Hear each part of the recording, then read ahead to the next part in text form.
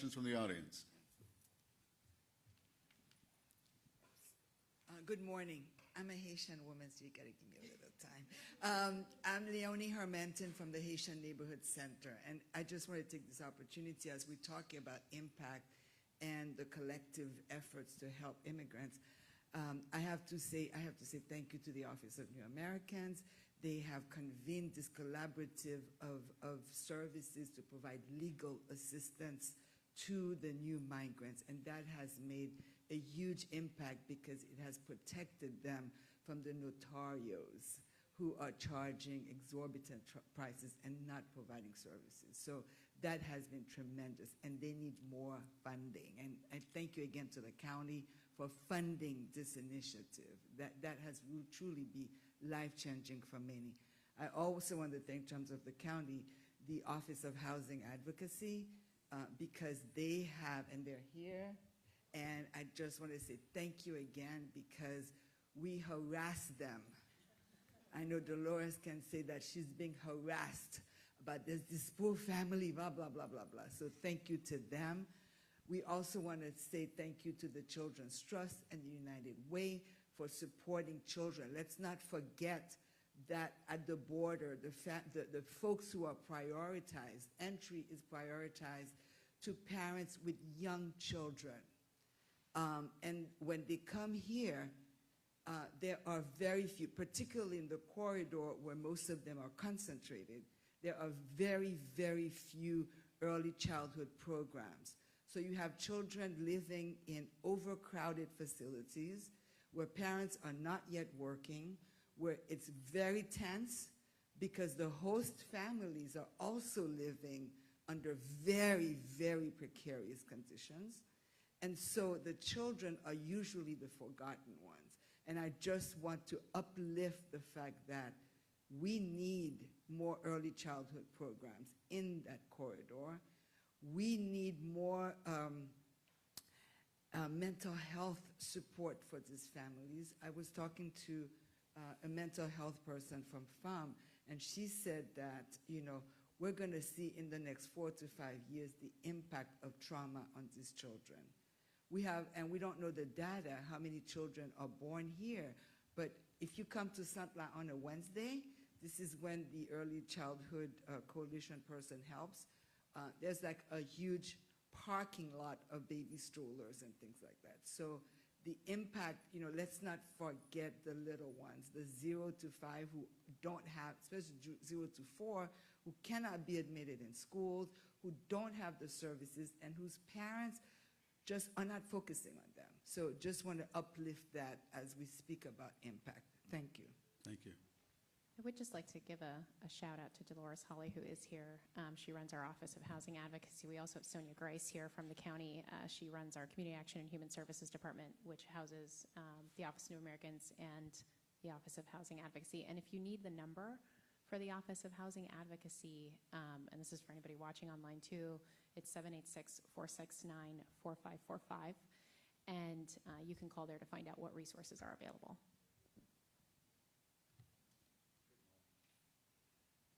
Yeah, speaking to the mic. Good morning. My name is Yves Renaud. I'm a physician for Haiti and former head of Haiti Online. I have 3 questions, one for you, Elliot. Yes. Why the media presented the migrants from Darien as invaders? Did the media create the hostility against the refugees from Rio Grande?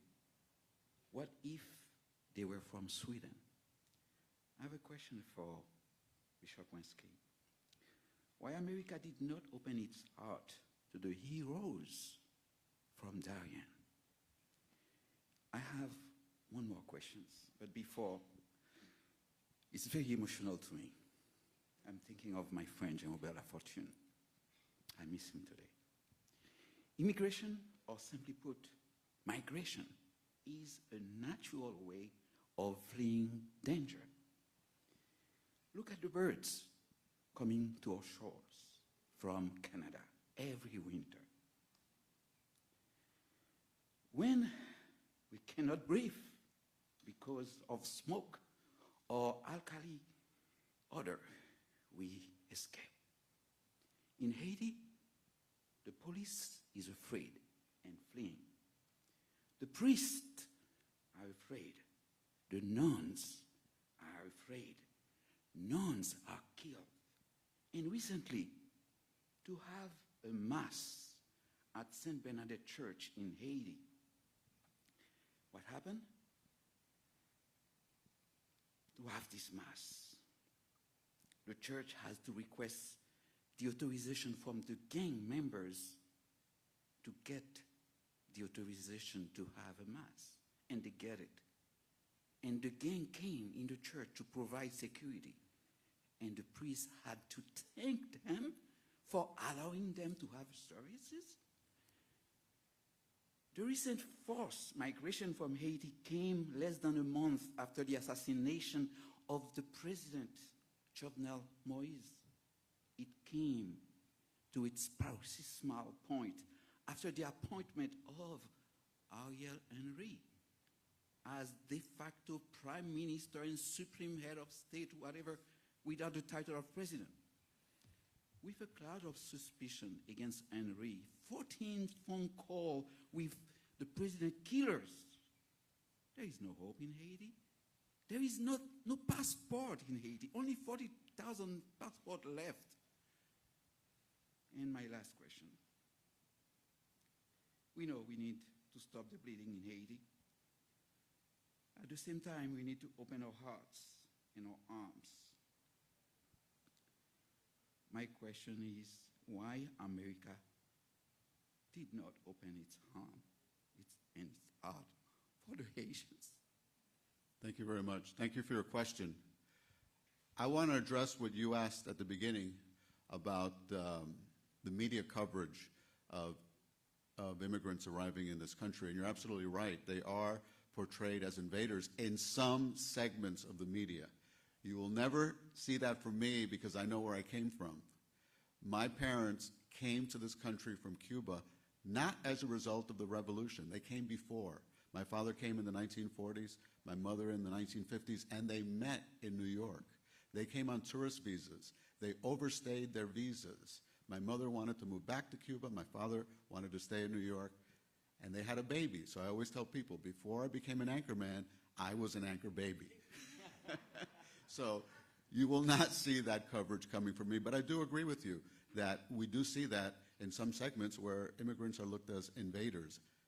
And we're not, because we know that this is a country of immigrants. Go ahead. Anybody else want to take a stab at what he said? I just want to tell you that I personally hear you, Mwetadeo, and I see you, Mweweo.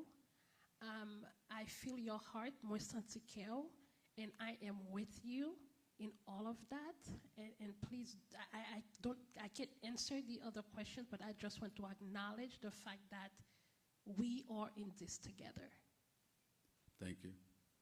Next question. Good morning. My name is Nora Gomez.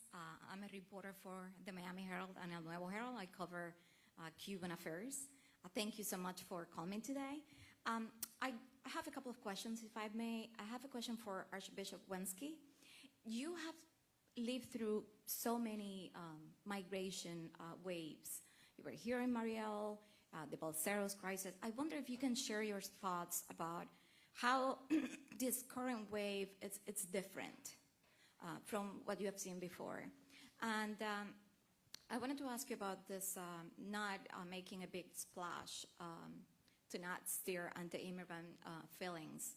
I have several reports of Cuban migrants, recent arrivals paying or being asked to pay $6,000, $8,000, $10,000 for lawyers to represent them at the asylum court. I do wonder what can you do to spread more, the information about the resources you're offering, and what can we do as media outlets that are really committed to covering this issue? What can we do to help people coming from Cuba, from Haiti, and from these other countries? Thank you so much.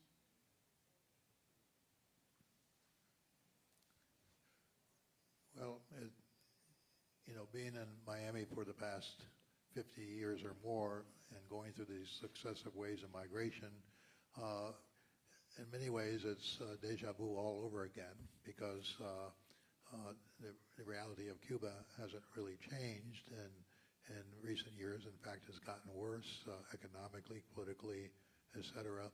People that were probably hoping for a smoother transition after the demise of Fidel Castro have now had that illusion taken away with the reaction of the government to the protests on July 11th of last year. And so the country is bleeding people. It's bleeding people, creating a real struggle in Cuba itself for lack of people showing up at various jobs and stuff like that. So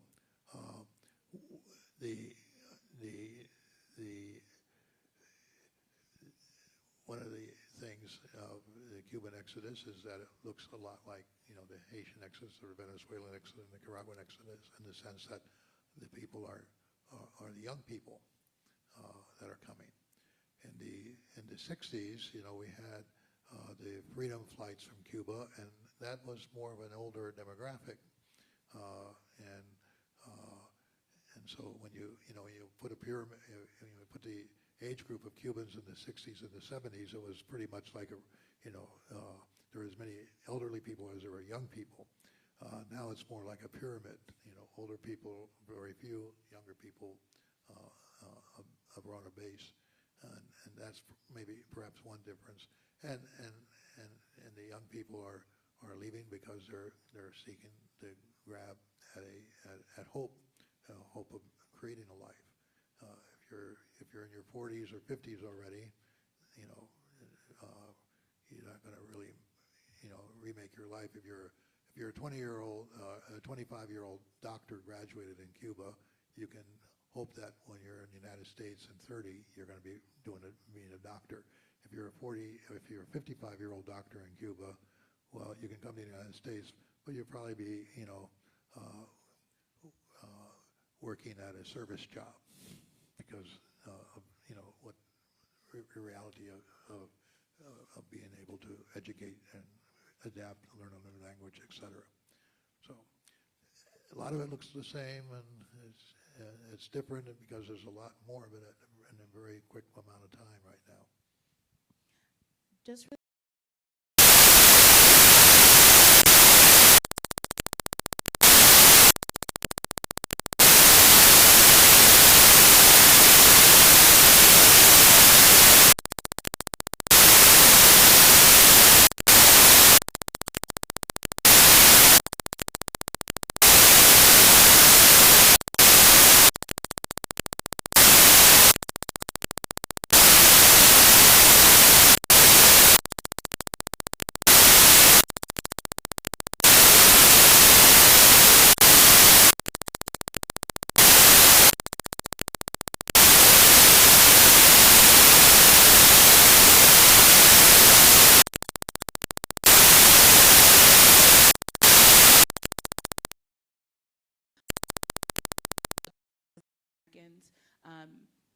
in terms of getting access to legal services, if we can't do it, I see we. I know I'm breaking. I was there for 4 years, so if ONA can't help you at least with a legal consultation, they will refer you to qualified legal service providers who will not be charging you exorbitant fees. But if you have already paid somebody, definitely report them, because with every immigration announcement and media uptick in media coverage, we do see a rise in cases of notarial fraud. So for those of you that don't know, there are notary republics that present themselves as legal practitioners or attorneys.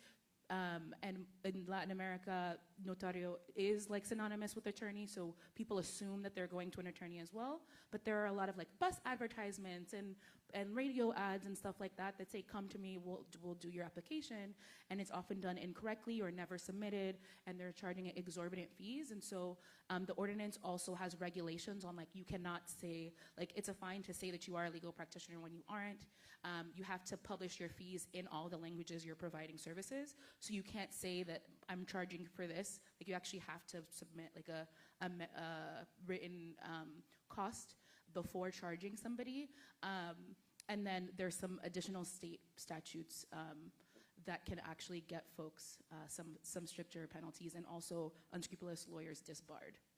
I would definitely just generally ask everyone to go to official nonprofits, official agencies, because again, a lot of people consume most of their information from social media, which has its positive things, but it has its negative things. It serves as a vehicle for many advertisements and a lot of fraud, a lot of misinformation that ends up being very dangerous for recent arrivals. So I would ask everyone to make sure they get the information from official websites, official agencies, or nonprofits, and take their legal help from there. And sometimes that information will be, there's nothing really that can be done in your case right now unless Congress changes the law. You know, and that's a difficult message to convey. The notarios won't tell you that, but they'll say, we'll put you on our retainer. You know, you pay us every month and we'll take care of you, but there's no solution for them.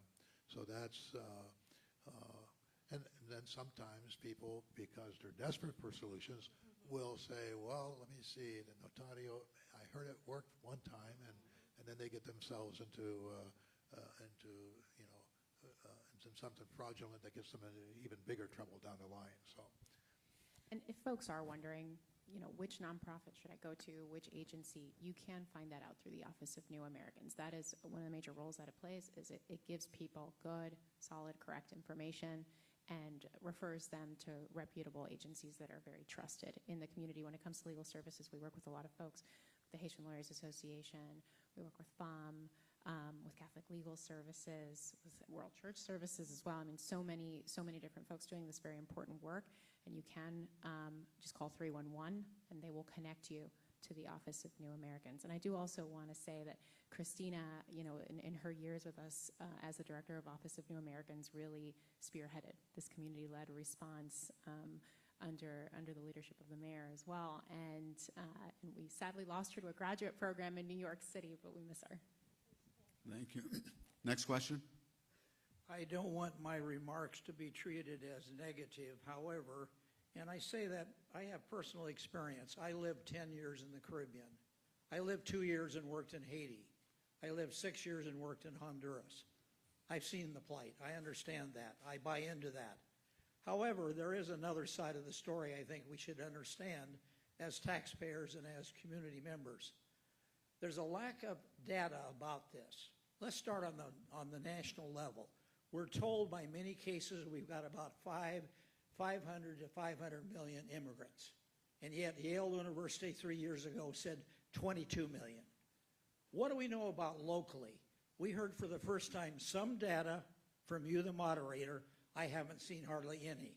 Let me tell you my personal experience on this. I wanted to know what was the policy of either attracting in immigrants or immigrants coming in, because I said there must be a limit on what we can take, how we can handle. So I sent twice to every commissioner in Dade County this question: what is the status of them coming in? What is the impact on our schools? What is their cost? And the same thing for health and other benefits. No answer. Now, your people are giving us some answer here. I'm sorry to hear some of you feel you need to go under the radar. So let me say this and suggest, when I hear that we need to solve our problems by maybe more grants or something from the federal government, that's my taxpayers. I want to know more data. I'm sure you have very good, solid reasons. And you, ma'am, maybe should add in that your feeling that much of the problem is caused by the United States history to these areas. That may be true. Put it in writing so the public can. How about this as a thought? Put all of your data accurately on. Ask for a vote from we taxpayers. I'm sure you've got a great argument and you should be able to sell it. Thank you.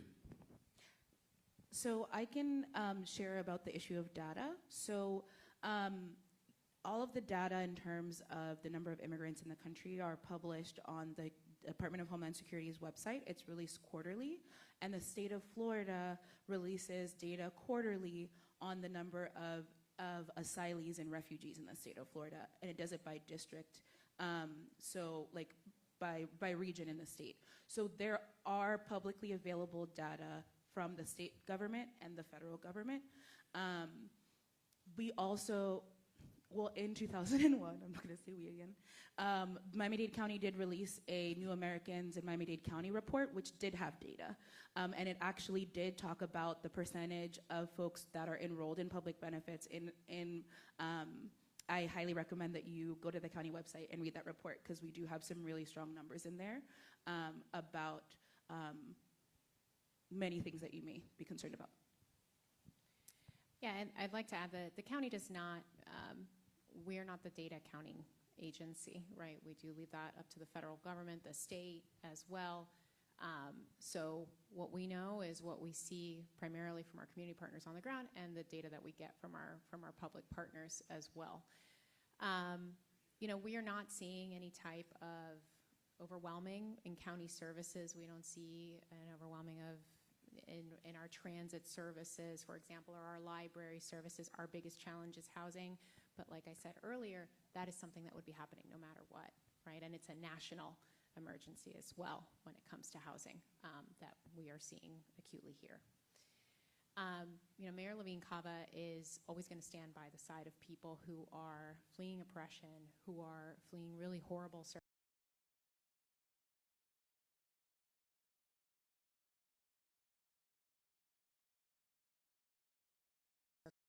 Got here, you know, where they live, where they come from, have the access to the essential services that they need and that the county provides to the very best of its ability.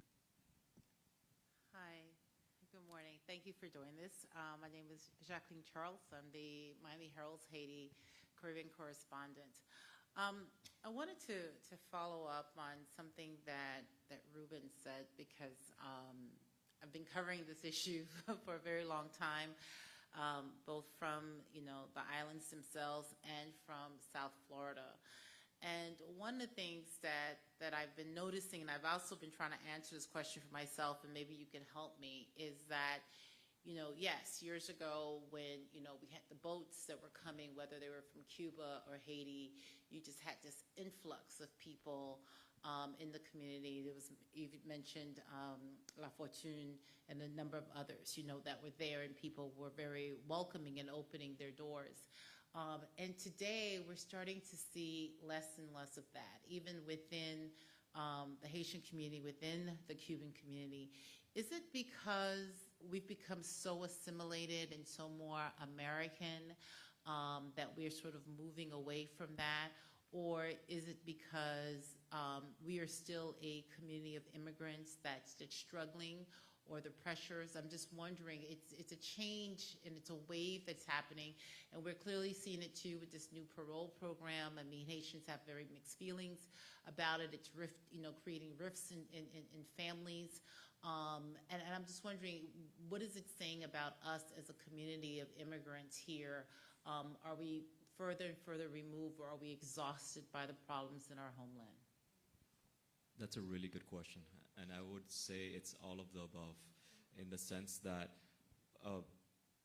many of us arrive and we're stuck in survival mode. So, and also, sometimes Miami is known as a community that does not volunteer as the rest of the United States. But we have to remember that a lot of the families that are here are volunteering. They're working 2 or 3 jobs to be able to take care of their families here, be able to survive here, and be able to take care of their families back in their country, and now having to take in 1 or 2 families in their own home. So there is a silver lining to that, that our families have been working a lot.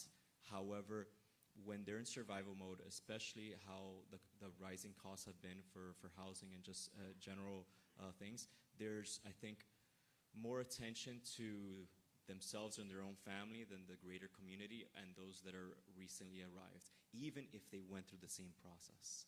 So we have to, I think, give a little bit of attention of how do we change as a community that survival mode, so we have the disposable emotions and time to think about others. What is happening in Miami that we're forgetting so quickly in that sense? And also, again, I think there's a sense of pride, which is positive, to say, I made it here, and I got a job, I made my life, and I bought a house. There's a great sense of pride. But I think that same expectation as an immigrant living the American dream, we have to be very careful with that sense of pride, because you can't lay the same standards on someone else that's coming under different circumstances, maybe from your own country.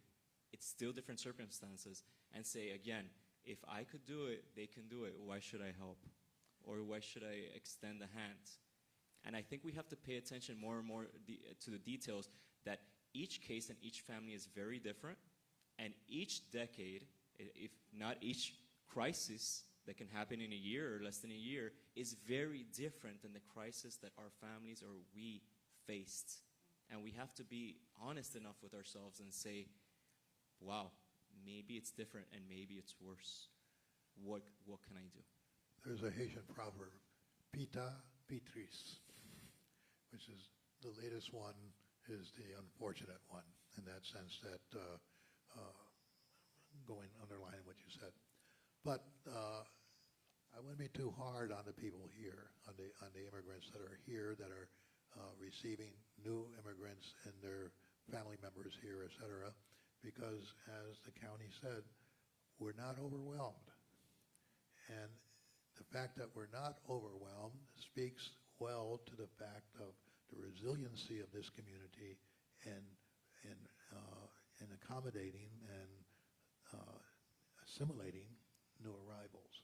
So it's there are tensions, and there are Haitians are this parole program has divided the Haitian community here, because a lot of people are saying it's easier for me to help them with a remittance in Haiti than if I brought them here, because the cost of living here is so much more, and so and then that causes tension, because they don't believe over there that it's hard for it. They think we're living on golden streets.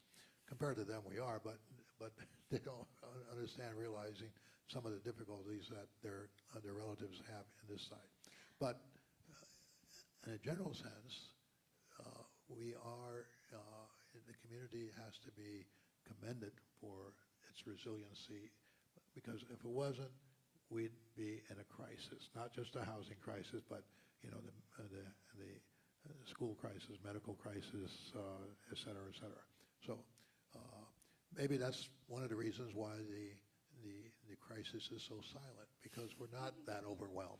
But one of the things that make it pita pitris is that immigration law has gotten a whole lot more draconian than it was in the 80s or before. Before the 90s, if you were out of status, but if you figured out a way that you could get legal, you got legal, and it was fine. Now, if you're out of status, the government wants you to leave the country for 10 years and then come back before you can adjust your status. There's a whole lot of things that are happening now that has made it much more difficult for new arrivals to really regularize themselves and get part of this community.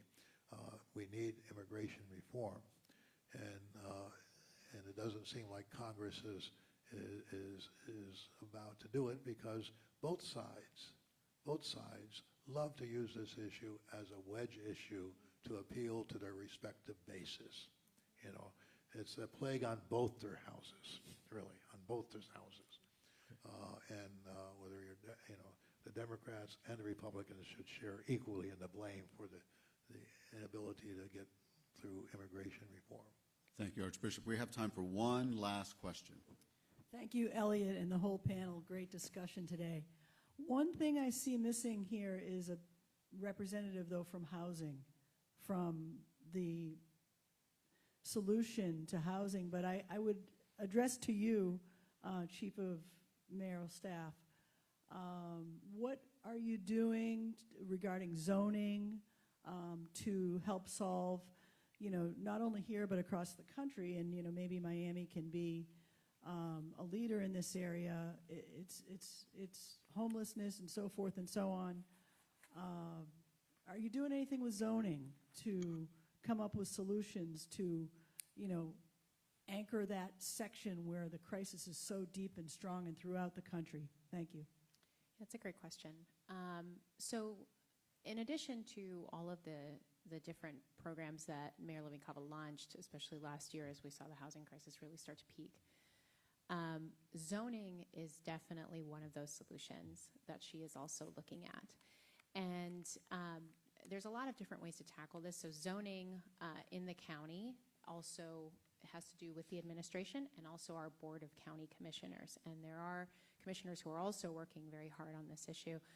What comes to mind right now is our chairman, Oliver Gilbert, recently passed the RTZ ordinance, which what that does is create more transit zones, which allows for more density. They worked with municipalities across the county to allow for more density throughout the county near transit zones, so people can also get out of their cars, which also is an affordability issue as well. The mayor and her administration, through especially our Department of Regulatory and Economic Resources, are looking at other zoning solutions that can allow for people to be able to create different kinds of housing. So multifamily housing, duplexes, townhomes, things like that. And that balance both a need for more housing. I mean, that's our honestly biggest challenge is a supply issue. It really just comes down to supply and demand. But that also allows neighborhoods to be able to retain their character, which we know is also really important to folks. So there is a lot of legislation that is coming through the pipe that has to do with that issue. Zoning, I think, is a solution that takes a little longer, right? It requires legislation. Sometimes it requires community input as well, right? Community charrettes, things like that. And then it requires also going through our Board of County Commissioners, who, like I said, are also really looking at this issue. But it is a really great question and another very important piece of the puzzle as we try to solve this crisis. Okay, I have to throw in one last question for Gerline. I understand you just got back from the border. Could you give us an update on what the situation is like there?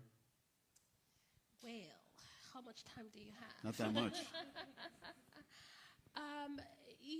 The reality at the border is that there is, right now, the Title 42 exemption that was announced earlier this year that allows extremely vulnerable cases to go through the CBP-1, which is an app that was created where people have to put all the information, apply, and everything like that. And if they get approved, they get an appointment to come into the U.S. It's not asylum, but they get into the U.S. through that exemption. Then once they are here, they have a year to apply for asylum.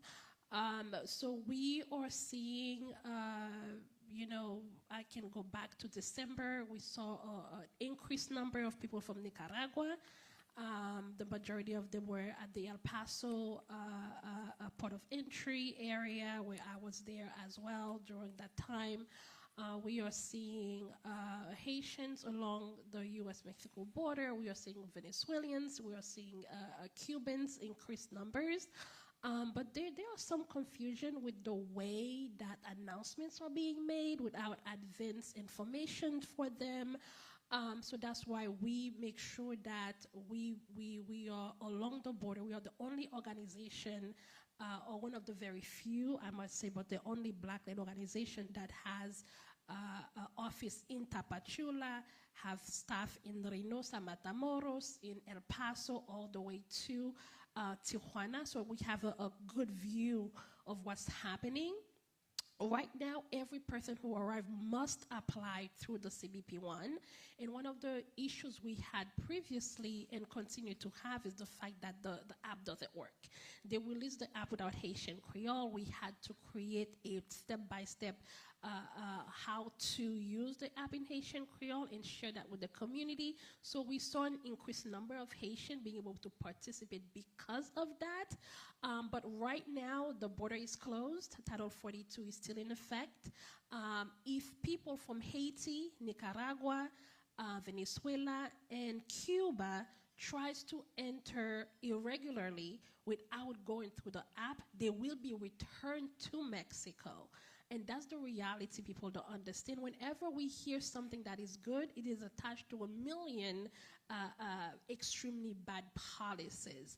Yes, they have a very narrow way to enter the U.S., and we also know that 20 states, including Florida, Louisiana, and Texas, are already suing the Biden administration for even allowing that very, very small number of people to get access to security and protection, and that includes extremely vulnerable medical cases, unaccompanied children, and people who are in desperate need.